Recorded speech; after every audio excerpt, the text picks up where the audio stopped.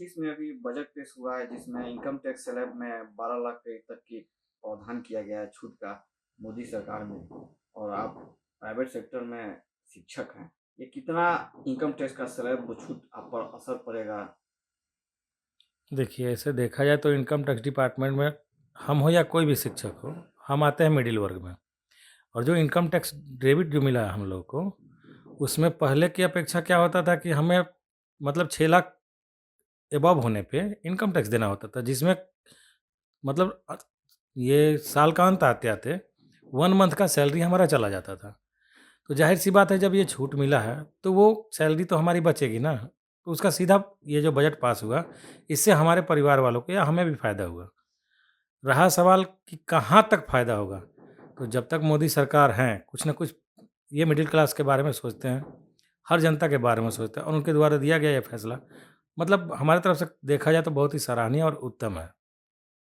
मोदी सरकार की तीसरी टर्म की पहली बजट है जिसमें बजट में इनकम टैक्स में राहत दी गई है, जिसमें प्राइवेट सेक्टर से लेकर सरकारी सेक्टर तक में कितने इनकम टैक्स स्लैब से फ़ायदा होंगे?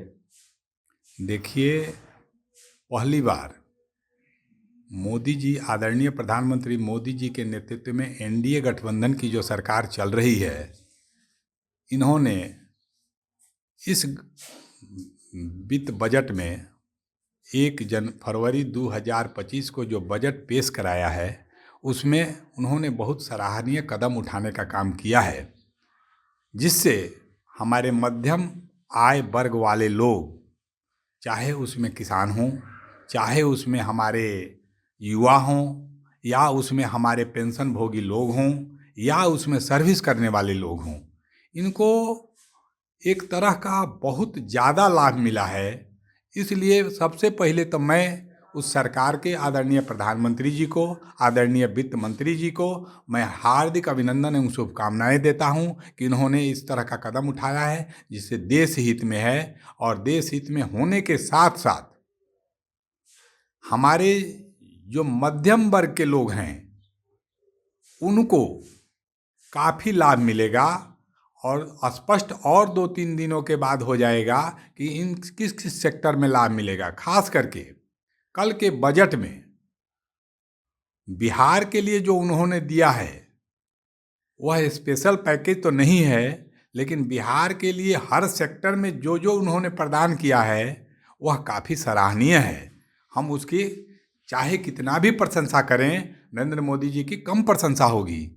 चाहे वह एयरपोर्ट का मामला हो, चाहे ग्रीनफील्ड का मामला हो, चाहे कृषि का मामला हो, चाहे रेलवे का मामला हो, चाहे रोड का मामला हो, उन मामलों में बिहार को बढ़ चढ़ कर हिस्सेदारी मिली है, जिसको हम लोग उम्मीद नहीं कर रहे थे कि इस बार इतनी मिलेगी। अच्छा, भारत कृषि प्रधान देश है, जी। वहीं किसानों के लिए इस बजट में क्या है? और देखा जाए तो साथ में बेरोजगारी भी बहुत है, तो युवाओं के लिए बेरोजगार दूर करने के लिए क्या स्कीम है बजट में? बजट में जैसे उन्होंने स्टार्टअप इंडिया को शुरू किया है, बेरोजगारों के लिए है। एमएसएमई के दायरा बढ़ाया है। अब चूंकि ये साइकोलॉजी जन संवाद के माध्यम से ही डेवलप किया जा सकता है कि इस संपूर्ण आबादी के लोग गवर्नमेंट सेक्टर में नहीं जा सकते हैं, क्योंकि उसका मानक होता है कि 3 to 5% लोग ही गवर्नमेंट सेक्टर में रह पाएंगे। बाकी लोगों को प्राइवेट सेक्टर या अपना रोजगार सृजन करना होता है।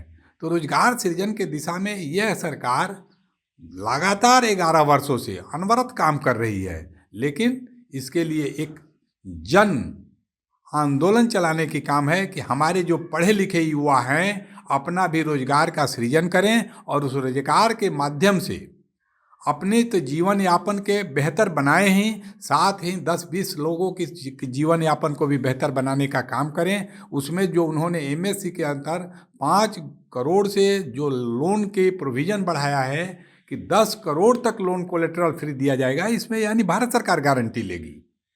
उस लोन की गारंटी भारत सरकार लेगी, बैंक को केवल देना है। बैंक को जो गारंटी पेपर उपलब्ध कराया जाएगा वो भारत सरकार उपलब्ध कराएगी। तो 10 करोड़ लोन का मतलब तो बहुत होता है। अगर 10 करोड़ से एक उद्योग लगा स्थापित किया जाता है, तो हमको लगता है कि उसमें 200 से 250-300 लोग रोजगार प्राप्त करेंगे। अच्छा, देखा जाए तो कृषि से लोग किसानों मुंह मोड़ रहे हैं, कृषि छोड़ रहे हैं, लेकिन सरकार इसमें कृषि के बढ़ावा के लिए क्या?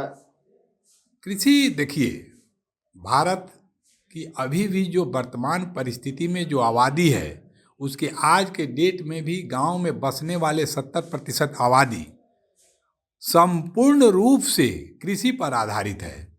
और वर्तमान परिवेश में जो हमारे खाद के, जो हमारे अन्य कृषि संबंधी उपकरणों के दाम में वृद्धि हुई है, इसमें और काम करने की ज़रूरत है ताकि कृषि में हम समुन्नत हो जाएं। हमारे किसान भाई जो हैं, हमारे मजदूर भाई जो हैं, जो कृषि पर ही आधारित हैं, वो समुन्नत होंगे तब भी भारत निश्चित रूप से विकासशील देश की श्रेणी में आएगा। और इस पर अभी और पहल करने की ज़रूरत है। मिला जुला के बजट कैसा रहा बजट 2025 का? 2025 का जो बजट है अत्यंत ही सराहनीय है और देश हित में है। खास करके हमारे बिहार हित में भी है, लेकिन संपूर्ण देश हित में है। मैं इसका काफ़ी हृदय से स्वागत करता हूँ।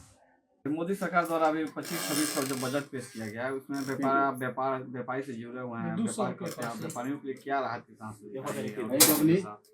मध्यम वर्गीय परिवारों और व्यापारियों के लिए ये विशेष राहत देने वाला ये बजट है और उनके लिए विशेष लाभदायक इसलिए है कि कर सीमा को 7 लाख से बढ़ाकर 12 लाख कर दिया गया है, जो कि आशा से भी बढ़िया है।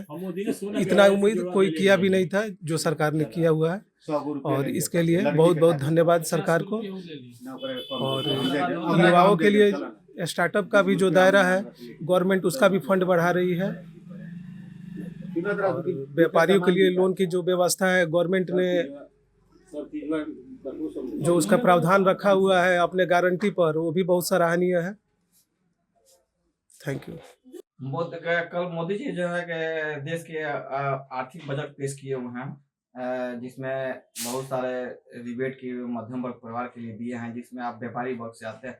आपके लिए बजट में कुछ क्या खास है जो आपको बिजनेस में से लाभ मिलेगा?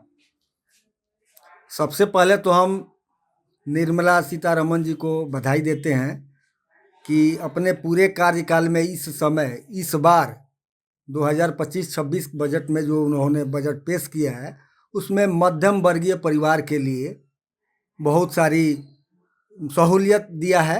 जैसे 12 लाख तक इनकम टैक्स नहीं लगेगा, जिससे मध्यम वर्ग के व्यापार करने वाले लोगों के लिए भी काफ़ी उसमें सुविधा होगी, उनका बचत होगा। मध्यम वर्गीय व्यवसायी प्लस मध्यम वर्ग के जो भी उस रेंज में कर्मचारी भी आते हैं उनके लिए भी 12 लाख का टैक्स फ्री हो गया इनकम टैक्स का। इससे लोगों में काफ़ी माने बचत होगा, जिससे देश के लिए, प्रदेश के लिए विकास में भी योगदान बढ़ेगा।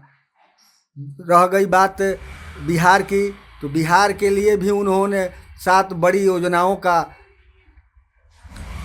बजट में अपना प्रावधान दिया है और उसके लिए पैसा भी निर्गत किया है, जिससे बिहार का भी चौमुखी विकास होने का। पूर्वांचल में, आप मिथिलांचल में जाइए, मखाना के लिए उन्होंने बहुत बड़ा काम किया है और मखाना का डिमांड बहुत ज़्यादा बढ़ रहा है, जिससे अंतर्राष्ट्रीय बाज़ार में भी उसको भेजने की व्यवस्था को बल मिलेगा, जिससे मखाना व्यापारियों को, कृषकों को काफ़ी सुविधा होगी। कृषकों के लिए भी बहुत सारी योजनाओं का इसमें समावेश किया गया है, जिससे कृषक भी इससे मजबूत होंगे। इस बिहार की आर्थिक स्थिति भी बढ़ेगी, छोटे वर्ग के लोगों की आर्थिक स्थिति भी मजबूत होगी। आप छोटे व्यापारी हैं तो आपके लिए मैंने क्या बेनिफिट है इस बजट में? इसमें बजट में वही जो 12 लाख का जो उन्होंने टैक्स फ्री किया है इनकम टैक्स से, ये बहुत बड़ी बात है। अच्छा, जब पिछले जो 10 बजट पेश कर चुके हैं उनमें कोई मध्यम वर्ग परिवार के लिए नहीं था और 2025 में 11वें बजट में जो पेश किए हैं उसमें मध्यम वर्ग परिवार के लिए क्या यह दिल्ली और बिहार के चुनाव देखते हुए बजट नहीं दिखाई दे रहा है? निकट में चुनाव है इसलिए उसको लोग कह रहे हैं। इस पर उन लोगों पर दबाव बना था, क्योंकि हर समय मध्यम वर्ग के लोग उस बजट से खुश नहीं होते थे। उनके बजट से, चाहे मोदी जी के कार्यकाल में जो भी बजट आया, मध्यम वर्ग को माने बहुत राहत नहीं मिला था, जिसका फीडबैक उन्होंने लेकर के इस बजट में बहुत सारे योजनाओं का इसमें समावेश किया है, जिससे मध्यम वर्ग के लोगों को राहत मिले।